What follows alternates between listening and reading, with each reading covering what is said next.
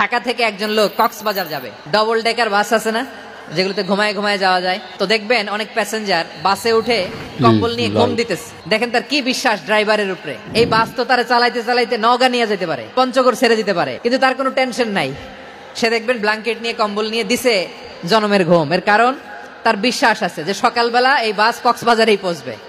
ঢাকা থেকে জেদ্দা উমরা করতে যারা যান দেখবেন 40,000 ফিট উপরে বিমানে অনেকে কম্বল চাপা দিয়ে ঘুম দিতেছে। এই বিমান 40,000 ফিট উপর দিয়ে পাইলট চালায়া এটাকে আফ্রিকার জঙ্গলে নিয়ে যায় নাকি ভারত মহাসাগরে নিয়ে যায় তার কোনো টেনশন নাই, সে ঘুম। কারণ তার পাইলটের উপর, এই এয়ারলাইন্সের উপর বিশ্বাস আছে যে সকালবেলায় এটা জেদ্দা আন্তর্জাতিক বিমানবন্দরে ল্যান্ড করবে। আচ্ছা দেখেন, বাবা তার কলিজার টুকরো সন্তানকে, ছোট্ট ছেলেটাকে দেখবেন মাঝে মাঝে আদর করে এরকম শূন্যে ছুঁড়ে মারে। ধরেন ছোট্ট মেয়েটাকে আদর করে কোলে তুলে এরকম শূন্যে ছুঁড়ে মারে, তো মেয়েটাকে শূন্যে ছুঁড়ে মারলে দেখবেন মেয়েটা খিল খিল করে হাসে। ও যদি নিচে পড়ে ওর হাতও ভাঙবে, পাও ভাঙবে, তারপরেও হাসে। কেন হাসে? কারণ মেয়েটার বিশ্বাস আছে যে আব্বু আমারে ছাড়বে না।